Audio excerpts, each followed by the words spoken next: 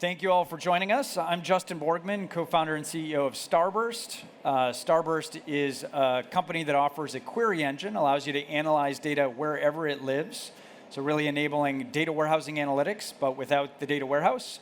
It's great for enabling data mesh architectures as well as data lakehouse architectures, allowing you to run really fast SQL queries wherever that data may live. And I'm joined by Arun Mehta, the global head of data and analytics engineering at Natwest, and super thrilled to be with you today and learn a little bit about your strategy and your environment. If you don't mind just introducing yourself a bit to the crowd.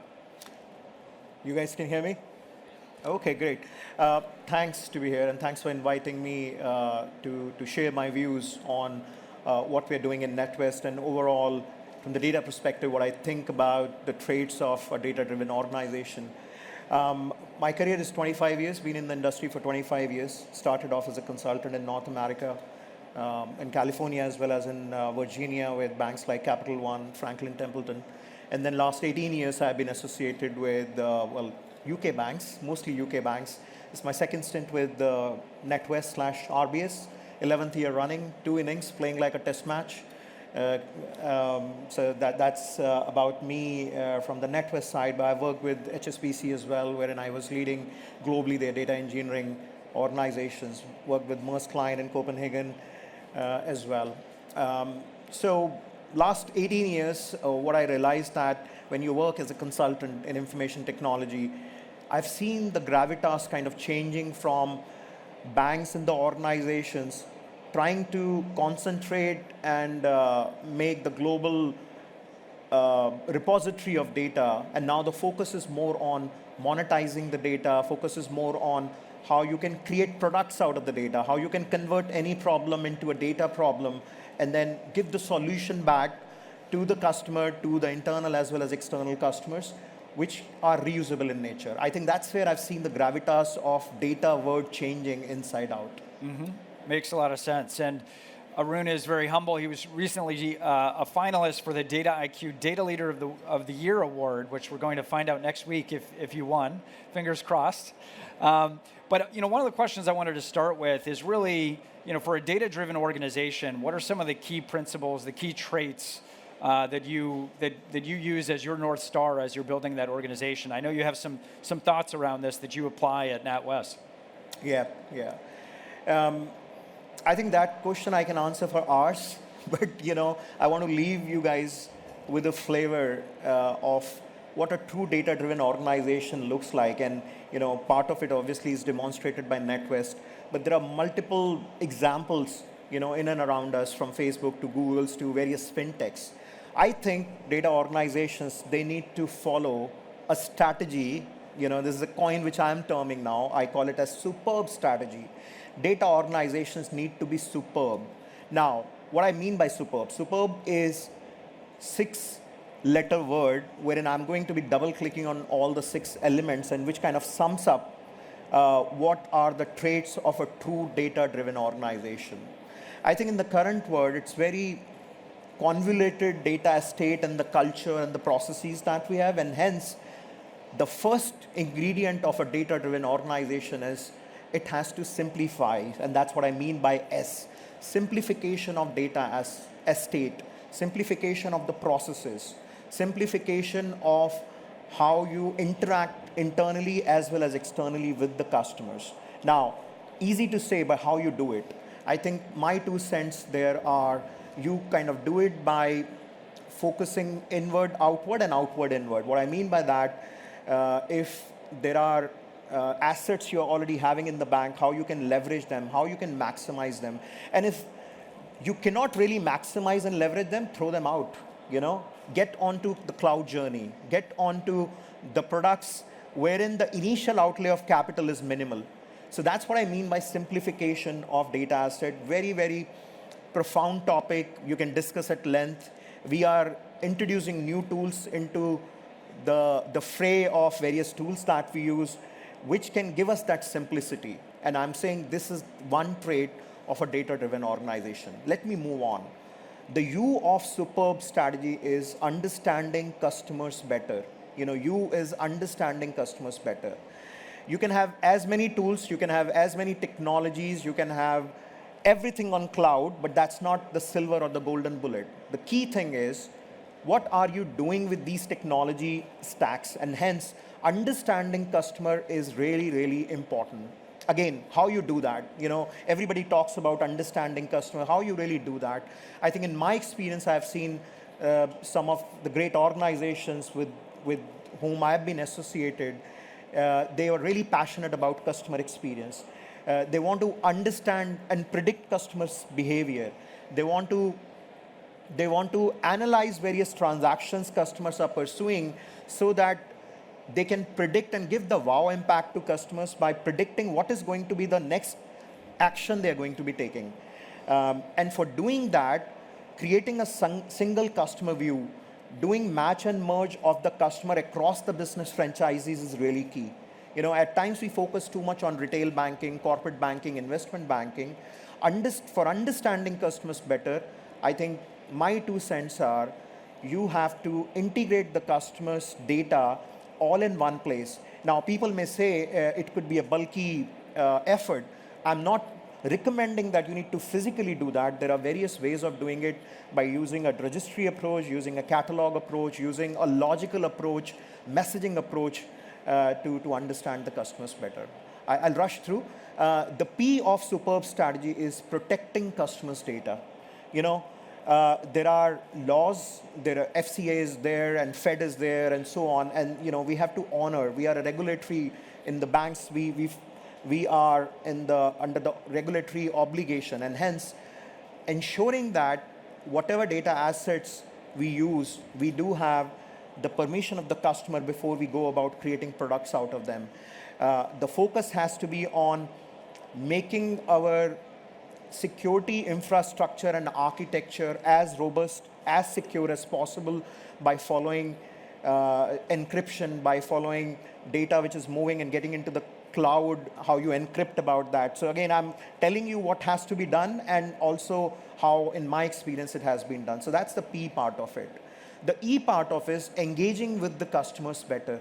Engaging with the customer so that you can do the cross-sell to the customer by applying data science algorithms on the various data touch points that we already have with the customer. So, investing into data science culture, investing into elasticity of compute, investing into federating the query, and that's where I think Starburst comes into play as well, Trino, Starburst, and these kind of technologies. So that's where one can engage with the customer better for be a proper data-driven organization.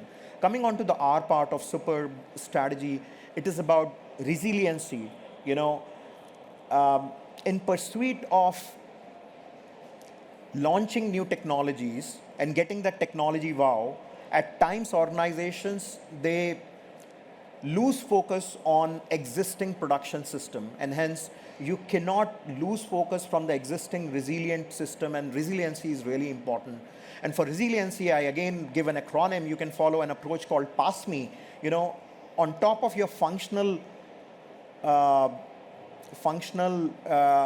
requirements, focus on PASME, which is performance, availability, security, scalability, maintainability, and extensibility, and that can keep you true to the resiliency approach. The other R of superb strategy, if I may take it further, is about reskilling your people. It's about retaining your existing talent, and that's really, really important as well. Data-driven organization, they don't just focus on technology, tools, simplification, they also focus on people. Ultimately, it's a set of people who are going to be making it happen for us. Last but not the least, the superb strategy B is about best data quality. Introducing and investing into data management practices, investing into graph database so that you can have a proper data lineage. You can address back the call or notice of any regulator with ease, and you can really understand how a particular field has been derived. I know it's a long answer, but I want to leave people with a thought which can retain with them, and this is not the exhaustive list. My view is if one can focus on superb, then 80% of the data problems could be addressed. That's great, or that's superb, I should say. You know, one of the things I heard recently, I was in a meeting with Zach Anderson, your chief data analytics officer, and he said, you know, at NatWest, we need to play both offense and defense. And, you know, he elaborated offense, meaning we need to go win net new customers. Defense, meaning we need to retain the ones that we have. How do you support that kind of dual mandate from a data and analytics perspective? Yeah. No, Zach is a great leader. You know, if you really ask me, he will always be up for offense, you know, in terms of how you go about being more ambitious. But then I think reality on the ground, we as a bank, we are a UK-centric bank. There was a time, maybe 15 years back, when the objective of the bank was different. And I've worked in other banks, other global banks, wherein they were in different regions. My view is, if there is a global ambition to improve your customer base, one has to go for offense way of doing things. Means leveraging data so that you can get new customers added to your portfolio. I'll give you an example. For one of the global bank, I was doing the data strategy, and they wanted to have their penetration into China market. Now, when you don't have your base in a particular geography, then the defense mechanism will not work. The reason for that is you don't have enough data points with you for you to go back and do the maths, data science algorithm on top of the data, because you don't have historical data. And hence, the approach in such a kind of scenario is to link up, join up, collaborate with companies who can give you similar kind of data. And then you can add it with, you know, the existing data that you may have, and that strategy can work. So as an example, if in China, equivalent of Google is Baidu, you know, if one can collaborate with Baidu, can we leverage your data set, some of the data set, then you can get better insight about the likings of the customer in that particular geography.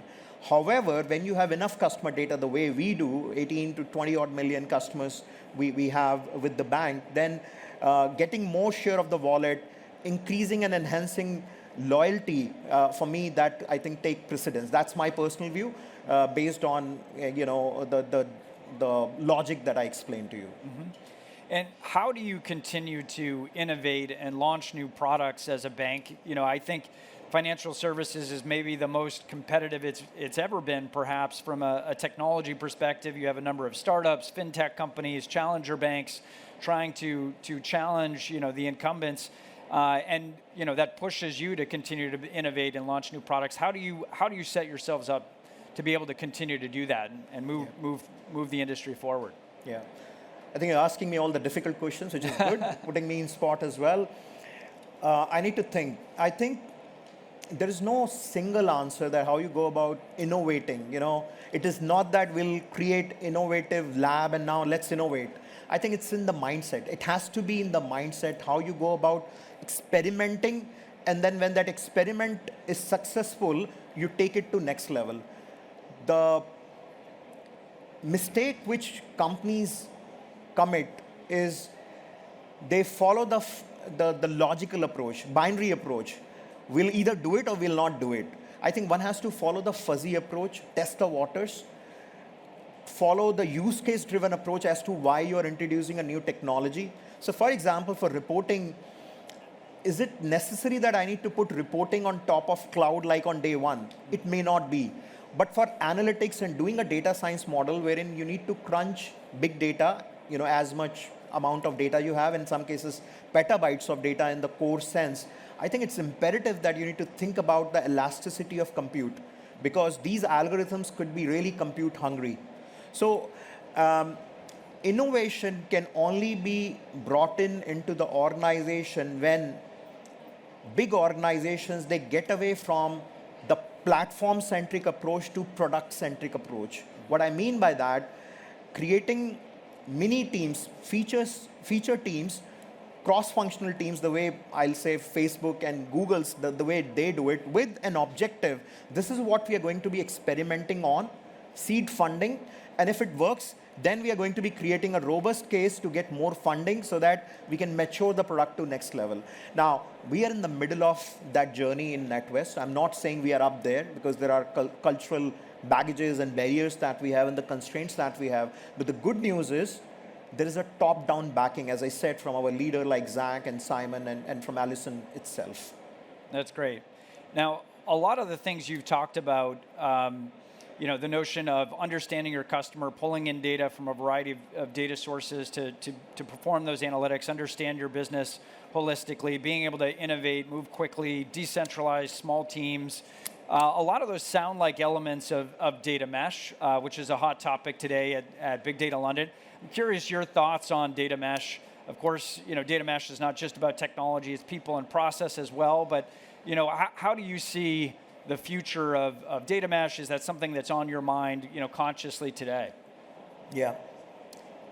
I think just like innovation topic, data mesh is also not something which you can do, let's do data mesh. There are building blocks, the way you go about federating your data, the way you go about federating your data engineering, the way you go about federating and move away from centralized platform thinking to product thinking. In our organization, we are taking one step at a time. We potentially may not be doing data mesh like all in entirety, but then through the regime of federated data engineering, wherein we would like to decentralize the core data engineering team and give the power in the hands of the spokes, the various business franchisees that we have. It is something which is very, very close to us. It's a core part of the strategy that we are following. And that's how most of the data companies, they operate. They never operate in a centralized organization. The other soft reason why one should do it is to get diversity of thoughts. Yeah. When you decentralize, you get diversity of thoughts. You get more domain understanding to inculcate into the technology or the data solution you're building. Yep. So you can get the cue from the core team, but then how you're going to be implementing, it's like API, it's like interfaces that you create. You create the base structure, but you leave the implementation by giving the guardrails and the standards back to the spokes or the business franchisees. I think for me, that is the core foundational element of data mesh in my thinking.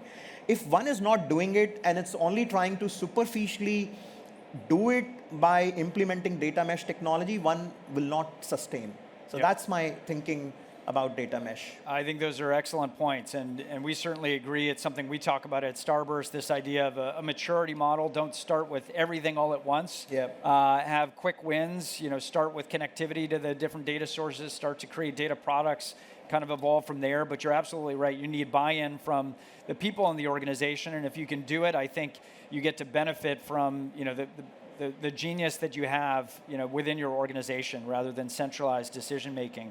So it makes a lot of sense. And maybe my last question before we open it up for some Q&A from the audience, what are some of the challenges that you're focused on, especially as you do some planning and go into 2023?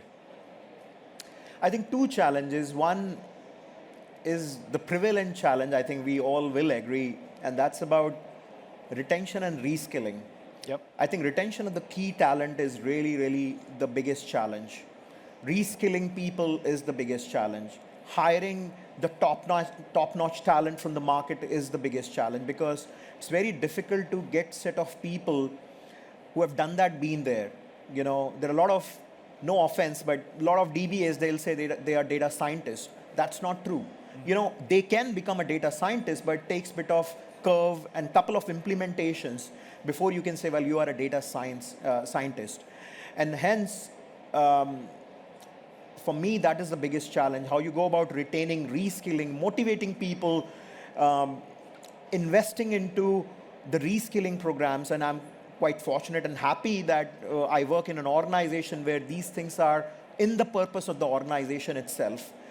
One tip which I can give to the audience, the way they can approach it, is by having some percentage allocation of set of people whom you would like to really retain, and then focus on their betterment, invest in their training and development, give them the stretch opportunities.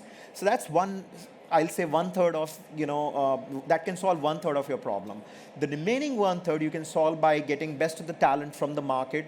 Obviously, they'll come at a premium, so you must be ready to offer that premium. They'll come at a premium for sure. And remaining 1/3, you can solve by getting people from the university, fresh blood, infuse that fresh blood. You can mold them the way you want. They are hungry in terms of knowledge, learning, and that's how one can approach, this biggest challenge. The second biggest challenge, just last 30 seconds, if I may, is on getting business on your side. Don't try to push any data initiative as a core data/technology initiative. Again, I re-emphasize, every discussion has to start from what is in it for them, what is the business value, what are the OKRs, what is the objective a particular data initiative is going to solve. And if you are able to weave out that story, explain it to them, support will flow, money will flow, sponsorship will flow. Yep, great advice. Great advice for all the data leaders out there in the audience. I think we have time for a few questions. So we have 2 microphones, I believe. Oh, there we go, in the middle. And yeah, you, sir. Might have to turn that on. Hi. Perfect. Hi. You touched on the last question about the business. How do you bring the business into accepting kind of the domain ownership if you want to do decentralization? Yeah. No, that. As I said, it's the greatest challenge that one has. The approach which I have seen working is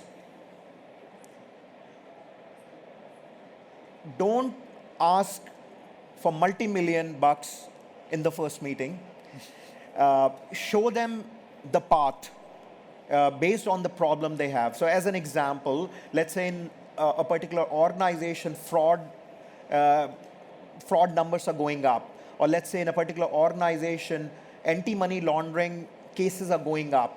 So one has to create a case that using data technologies or data science models, how an experiment could be done with a subset of data with minimal seed funding and maybe in some cases free of cost, and show them that value, that how it will lead to X% efficiency into the current process.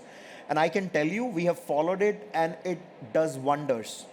Once they see the value that, well, you are actually talking their language, money will flow, and money is required, funding is required. And hence I'm saying start with that experimentation with subset of data, show them the value, working prototype in finite time, not like it'll take 3 months, maybe a few weeks, even if it is rudimentary. And I can bet 90% of the cases they'll be on your side, and then they will start trusting you. And once they start trusting you, there is no limit. That's great, and I think those are some great use cases. You mentioned anti-money laundering, fraud detection, risk analytics, Customer 360 you sort of talked about earlier. Those have very tangible ROIs. So I think in making that case to the business, those are great use cases to start with. Next question, yes, you, sir. So I just wanted to ask, when you value a business, you obviously use tangible assets.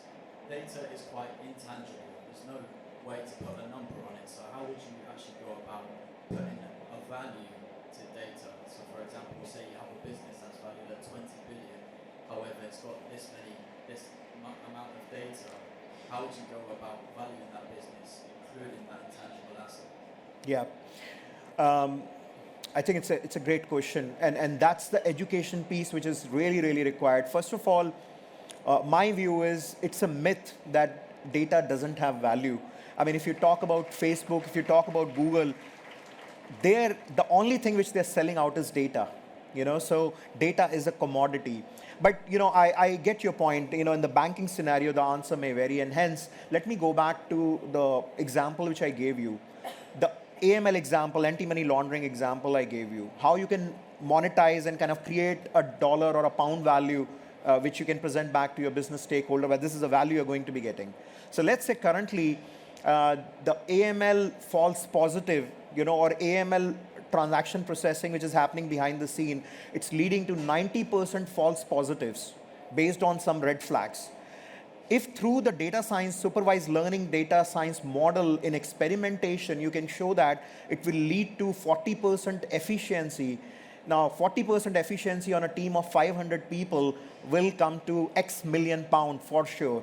That's, again, I can't get into the details, but that's what we did. And once you show that value that, well, this is a fully launched business product, we can launch in, let's say, X K amount, then within 6 months, ROI is achieved, and, well, you get the value for rest of your life. So I think that's how you go about creating value of the data. I think, and I'll be on your side, the most difficult scenario where it's very difficult to ascertain the magnitude of the data value is when you work on a data quality initiative.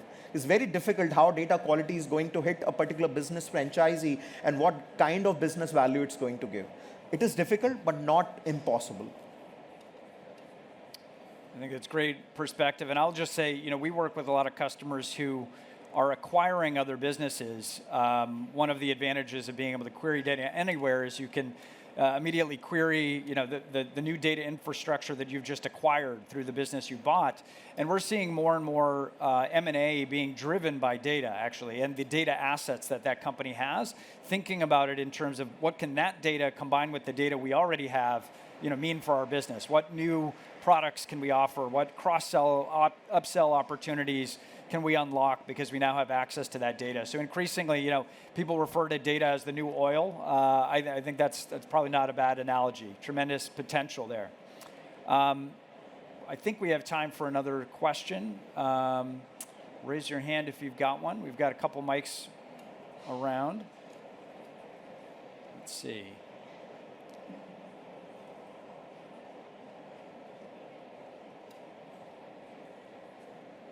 Okay. Oh, yes, we have one more.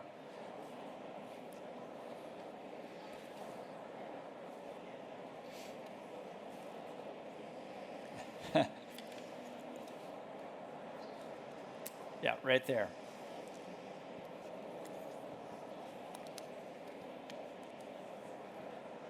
Hi, I'm Manish. So my question is, so where do you see Natwest as an organization adopting data mesh?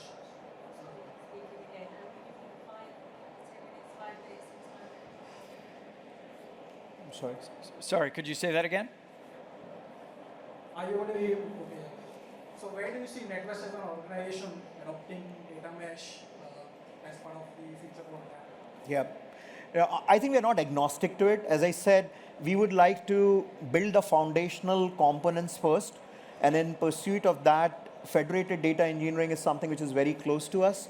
Now, if we'll go about introducing new tooling technology, as I said, we are not against it, but it is something we are very clear that we would like our foundational elements to be in place first before we go all out kind of steaming into data mesh, new technologies, etc.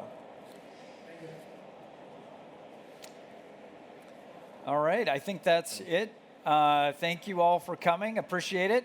And thank you again, Arun. It was a pleasure. Thank you very much. Thank you very much.